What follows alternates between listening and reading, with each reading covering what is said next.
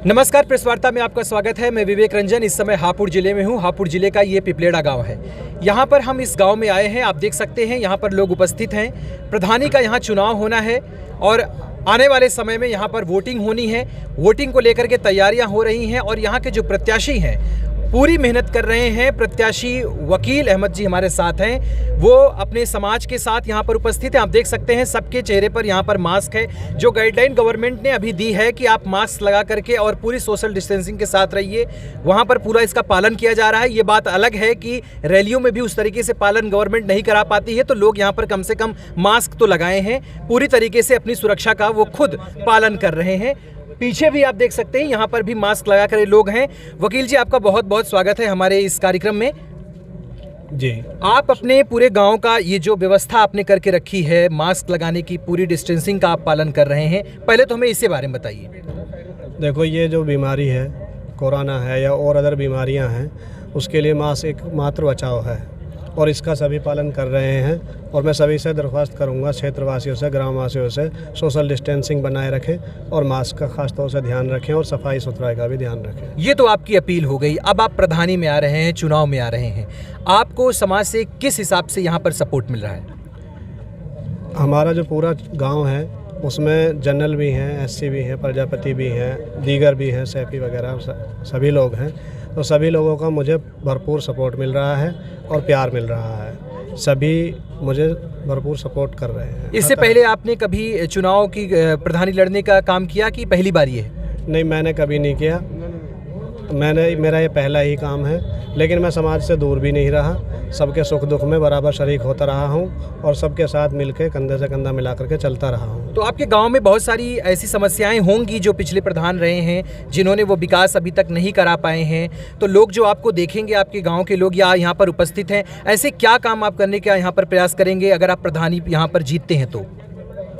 देखो, सबसे पहले लोग यही कहते हैं कि जी हमारी नाली नहीं बनी, हमारे खरंजे नहीं बने, हमारे रोड नहीं बने। लेकिन ये तो एक ज़रूरत के हिसाब से बनता है।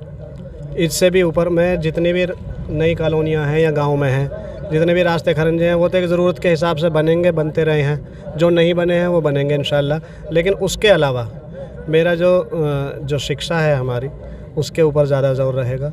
यहाँ पे कोई कॉलेज वगैरह बन जाए, कोई स्पोर्ट्स का कोई ग्राउंड बन जाए, इस तरह का। और बाकी जो रोज़गार की समस्या है वो बहाल हो जाए। और बाकी वृद्धा पेंशन है, जैसे और ज़रूरियात हैं, हमारे डॉक्यूमेंट्स हैं। जो नई आबादी में लोग आए हैं उनके अभी तक बहुतों की वोट भी नहीं बनी है, आधार कार्ड वगैरह नहीं बने हैं, उन सब पे भी मैं जोर दूंगा। युवाओं के लिए क्या कुछ योजना बनाकर आप रखें? अगर आप प्रत्याशी यहाँ पर प्रधान बनते हैं तो युवाओं के लिए क्या काम करेंगे? युवाओं के लिए यह है कि सबसे पहले तो उनका शिक्षा का ही है। जैसे हमारी बच्चियाँ हैं, यहाँ कोई इंटर कॉलेज नहीं है, दूर है, तो बच्चियाँ नहीं जा पाती हैं। और जब नहीं जा पाती हैं तो फिर वो 10वीं से 9वीं से रुक के बैठ जाती हैं। या जवान बच्चे हैं वो नहीं पढ़ पाते हैं पूरी तरह, तो उनको कॉलेज की व्यवस्था हो जाए। फिर जैसे बच्चे हमारे जो युवा पीढ़ी है, उनके लिए कोई ऐसा कोई प्ले ग्राउंड नहीं है जिसमें कि किसी चीज़ के आगे फील्ड में जाने के लिए, स्पोर्ट्स में या किसी चीज़ में जाने के लिए, या पुलिस में, मिलिट्री में उसकी कोई तैयारी कर सके।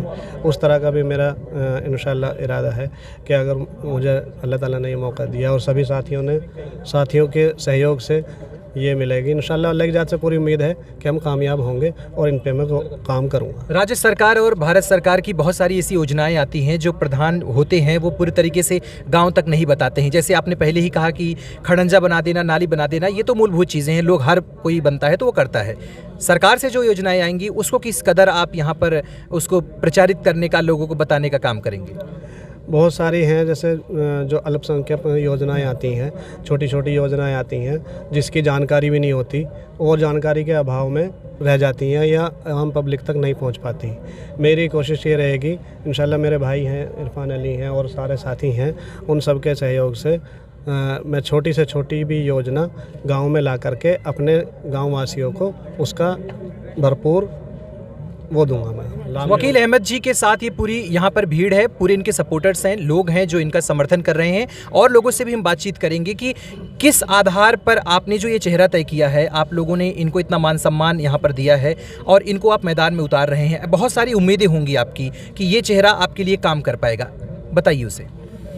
सबसे पहले तो मैं एशियन न्यूज़ का धन्यवाद करना चाहूँगा, जो प्रेस वार्ता में एशियन न्यूज़ का धन्यवाद करना चाहूँगा जो देहात में आके इंटरव्यू लेने के लिए आई और लोगों में आपको देख कर जागरूकता बढ़ी है, समझे। और रहा कैंडिडेट का सवाल, देश की आज़ादी से आज तक समझे चुनाव होते आ रहे हैं और हमारे समाज में खासकर अल्पसंख्यक समाज में हम नाली खरंजों तक सीमित रह जाते हैं कि फलाने की नाली बननी है, उस मोहल्ले में खरंजा बनना, वो नहीं बना, वहाँ तक लड़ाई महदूद रह जाती है। वकील को कैंडिडेट लाने की वजह ये रही है कि सबसे बड़ी बात ये शिक्षित है, समझदार है। दूसरा, जो गाँव की देहात के लिए योजनाएँ आती हैं, जो इनकी युवा सोच है, समझे, उनको यहाँ लाने का काम करेंगे। और बड़े साफ़ सुथरे सभ्य परिवार से हैं ये, समझे, इसलिए वकील को चुनाव मैदान में उतारा गया। और भी लोग हैं, उनसे भी बातचीत करेंगे। आप यहाँ के बुजुर्ग हैं, बड़े हैं, आपके सामने हो सकता है इनकी पैदाइश हो, आप इनको देखे हैं, तो क्या कुछ उम्मीदें हैं आपको वकील जी से? हाँ, उम्मीद बढ़िया ही है इनसे, सब अच्छे काम करेंगे इंशाल्लाह। बड़े अच्छे हाँ, बढ़िया आदमी हैं वैसे भी। और भी लोग हैं, इनसे भी बातचीत करेंगे। क्या कुछ उम्मीदें हैं आपकी? आप पूरी तरीके से जिताने के लिए तैयार हैं इनको? जी, पूरे तरह से इनको जिताने के लिए तैयार हैं। साथ साथ में हमें जो वकील से जो उम्मीदें हैं, वकील ने ऐसा काम किया कर दिखाया है। सबसे पहले भी जब आप जो है किसी चुनाव में नहीं थे, किसी भी पद पे नहीं थे, उससे पहले भी इन्होंने समाज के लिए प्रति जो है बहुत सारे काम किए हैं, गरीबों के लिए बहुत सारे काम किए हैं। तो मैं समझता हूं कि अगर समाज जो है, अगर हमारा गांव पूरी तरह से सपोर्ट करेगा तो ये सेंट्रल गवर्नमेंट से जो योजनाएं आती हैं, प्रधानमंत्री कार्यालय से जो योजनाएं आती हैं, राज्य सरकार से जो योजनाएं आती हैं, गरीबों के लिए जितनी भी योजनाएं आती हैं, उन सारी योजनाओं को हम भी अपने स्तर से माध्यम से जो है वकील के पास तक लाने का कोशिश करेंगे, इन तक वहाँ पहुँचाएंगे उन साधनों को। जैसे आयुष्मान योजना है, जो गरीबों तक नहीं पहुँच पाती, उनके कार्ड नहीं बन पाते। आज गरीब है जो किसी हॉस्पिटल में जाता है तो 5-5 लाख रुपए का उनका बिल बन जाता है। सेंट्रल गवर्नमेंट ने ये सारी सुविधाएं गरीबों को दी हैं, तो हम पूरी कोशिश करेंगे कि सेंट्रल गवर्नमेंट की, राज्य सरकार की जितनी भी सरकारी योजना है वो यहाँ तक लाएं। अच्छा, एक चीज़ और हम आपसे जानना चाहेंगे कि अभी जो मौजूदा प्रधान हैं आपके, जो विगत 5 साल में रहे हैं प्रधान, तो उनसे, उनके कार्यों से क्या असंतुष्टि है आपको, जो एक नया चेहरा आप उतार रहे हैं? फिर देखिए, ये तो जनता जान सकती है, इस बात को देख सकते हैं। इस बात के लिए जनता देख रही है, इस बात के लिए कि अगर उन्होंने कुछ काम किया है तो जनता के सामने है। अगर काम तो ऑटोमेटिक बोलता है, अपना आप बोलता है, काम जब काम होता है तो ऑटोमेटिक बोलता है। जनता को दिखाई दे रहा है कि गांव वैसा का वैसा ही है। पिछले जो पूर्व प्रधान रहे हैं उन्होंने काम किया, लेकिन उसका कोई स्तर नहीं रहा। स्तर होना चाहिए, परसेंटेज होनी चाहिए। 50% हम क्रॉस कर गए तो लगता है कि गांव में कुछ विकास हुआ है। हाँ, स्तर का मतलब वही कि शिक्षा और स्वास्थ्य जैसी चीजें मुहैया कराना। तो आपका स्वास्थ्य को लेकर आपके गांव में क्या सुविधा है? हमारे गांव के अंदर में कोई भी स्वास्थ्य के लिए कोई सुविधा नहीं है। हमारे छोटे छोटे हॉस्पिटल हैं, तो यहाँ पर भी कोई जो मेडिकल की जो सुविधा होती है तो गाजियाबाद जाना पड़ता है, लोगों को गाजियाबाद जाना पड़ता है।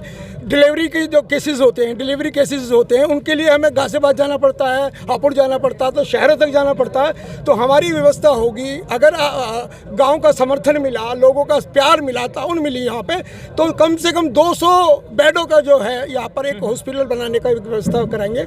हम प्रधान जी के वकील अहमद के नेतृत्व में जो है 200 बेडों का जो है कोशिश करेंगे, सेंट्रल गवर्नमेंट से और राज्य सरकार से कोशिश करेंगे कि 200 बेडों का एक हॉस्पिटल हमारे गाँव में बन जाए, ताकि हमारे गरीब वर्ग को किसी भी तरह को हो, जो डिलीवरी केसेज हैं, महिलाओं के लिए कुछ इस तरह की सुविधा हो जाए, ताकि जो लोग इधर उधर न जा सके।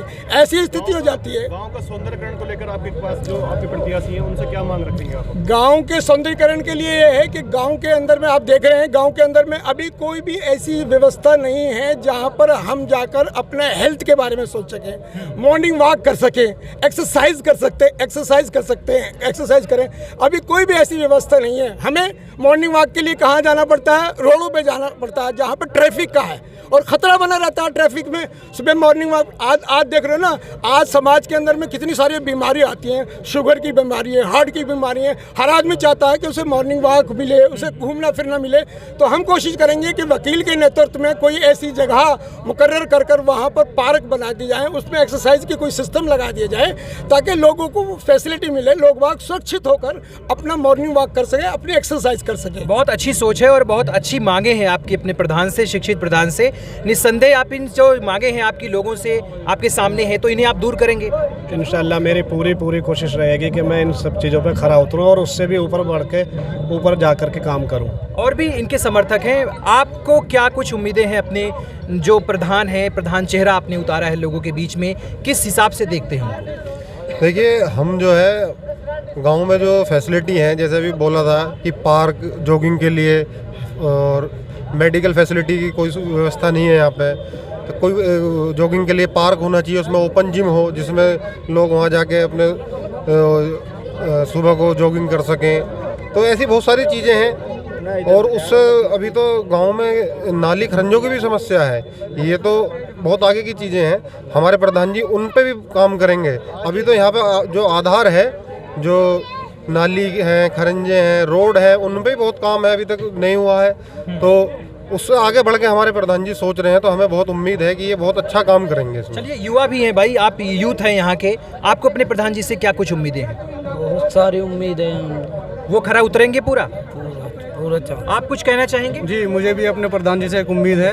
हम पूरा समर्थन अपने प्रधान जी को दे रहे हैं। हमारे यहाँ जो है लड़कियों के लिए एक इंटर कॉलेज नहीं है, जिसकी वजह से उनकी पढ़ाई बहुत बेकार होती है। दूर की वजह से स्कूल माँ बाप बंद करा देते हैं। तो हमें उम्मीद है हम इनको जिताएंगे और हमारे प्रधान जी हमारे बच्चों के लिए, युवाओं के लिए एक इंटर कॉलेज की व्यवस्था कराएं।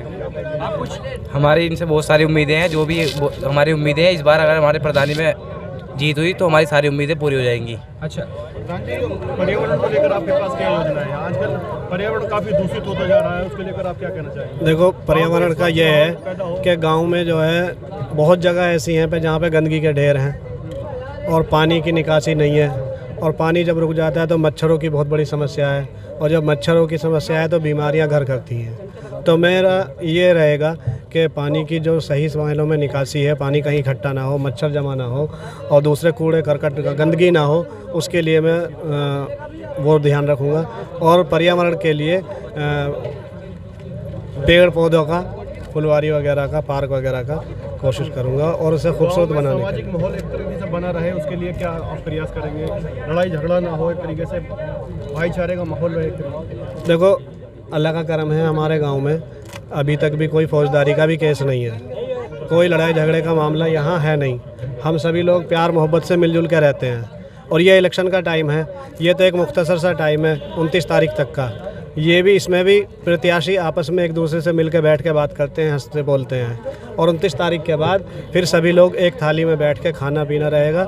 हमारे गांव में प्यार मोहब्बत बहुत बनी हुई है, कोई लड़ाई झगड़े का मामला नहीं है। और अगर ऐसा कोई मेरे सामने आया भी तो उसको किसी भी तरह से खुशामद करके, हाथ जोड़ के आपको पूरा करेंगे। समर्थन दे रही है, आप जनता के लिए पूरा भरोसा देंगे, आप उनको, उनके जो हक है उनके लिए लड़ेंगे आप एक तरीके से? इंशाअल्लाह मैं हर तरह से, हर वक्त, जिस भी वक्त आवाज़ मारेंगे मैं खड़ा मिलूँगा और सबकी समस्या के साथ कंधे से कंधा मिला करके पूरी करने की कोशिश करूँगा हर हालत में। आबादी भी काफ़ी ज़्यादा है, उनकी हक की लड़ाई आप किस तरीके से लड़ेंगे? किसान आबादी है हमारी यहाँ, वो काफ़ी लोग हैं।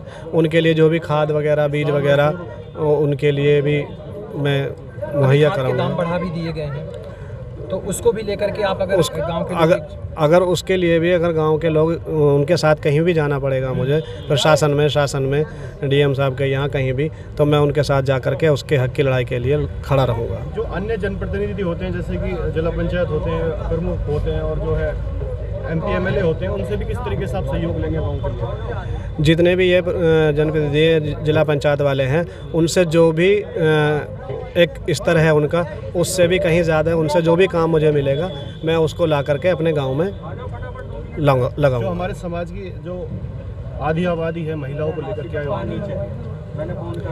महिलाओं के लिए जो है वृद्धा पेंशन है, बाकी जो और योजनाएं हैं जो भी हैं, वो मैं गांव में लाने के लिए अगर कोई बच्चा पैसे के अभाव में अपनी शिक्षा छोड़ रहा है उसके लिए आप किस तरीके से मदद करेंगे? देखो, जो अल्पसंख्यक के लिए जो भी योजनाएं आती हैं उनका जो कुछ % कोटा होता है गवर्नमेंट की तरफ से कि जो अच्छे स्कूलों में फ्री पढ़ाई मिले, उसके लिए मैं प्रयास करूंगा कि और उनको बच्चों को बढ़ाने की वहाँ पे भेजने की कोशिश करूंगा। जो आप कल प्रधान नियुक्त होते हैं तो कल जो विकास कार्य होने हैं वो अपने लोगों के लिए सीमित होंगे या सभी के लिए? जी नहीं, ऐसा कुछ नहीं है। मैं किसी एक से बंध के नहीं रहना, ना मेरा कोई एक बिरादरी से बंध के रहना है। मुझे पूरे गांव का साथ लेके चलना है। इसमें जनरल भी और SC भी, प्रजापति भी और जितने भी लोग मेरे हैं वो सब मैं साथ लेके चलूँगा, क्योंकि जीतने के बाद ऐसा कुछ नहीं होता कि उसने मुझे वोट दी या नहीं दी। वो पूरे गांव का प्रधान बनता है और मैं पूरे गांव को साथ लेके चलूँगा, बिना द्वेष के, बिना किसी फ़र्क करे हुए सबका साथ दूंगा। जनता से आप क्या कहना चाहेंगे जो आपको देखेंगे? जनता से मेरी ये दरख्वास्त है कि आप लोगों ने मुझे चुना है, मेरी आपसे यही अपील है। ये सीट जो है OBC में है और ये हमारा हक है और मैं अपने हक पे लड़ रहा हूँ। और मैंने इस किताबों में सुना है, आलिमों से सुना है कि जो हक पे खड़े होते हैं उसके हक में फ़ैसले बेहतर होते हैं, और जो हक पे नहीं खड़े हैं, जो किसी दूसरे का हक मारते हैं, वो गुनहगार हैं, और जो उनका साथ देते हैं वो भी गुनहगार हैं। जनता से मेरी अपील है कि हक का साथ दें और मुझे ज़्यादा से ज़्यादा वोटों से कामयाब करें। मैं सबके साथ हर वक्त खड़ा रहूँगा इंशाअल्लाह। ये हमारे साथ थे वकील अहमद जी, जो कि यहाँ पिपलेड़ा गांव से प्रधान पद के प्रत्याशी हैं। हापुड़ ज़िले का ये गांव पड़ता है। आगामी दिनों में यहाँ पर चुनाव होने वाले हैं और बहुत सारे लोगों से हमने जो बातचीत की उसे आपने देखा कि कैसे यहाँ के लोगों को उम्मीदें हैं उनसे। पर्यावरण की समस्या है, यहाँ पर स्कूलों की समस्या है, साफ़ सफाई की समस्या है, सड़कों की समस्या है, स्वास्थ्य की समस्या है। उन सब को दूर करने का वादा वकील अहमद जी ने किया है। निश्चित तौर पर अगर उनकी विजय होती है, वो एक शिक्षित व्यक्ति हैं, तो इस समाज का पूरी तरीके से वो बेड़ा पार करेंगे। प्रेस वार्ता से विवेक रंजन की रिपोर्ट, पिपलेड़ा हापुड़।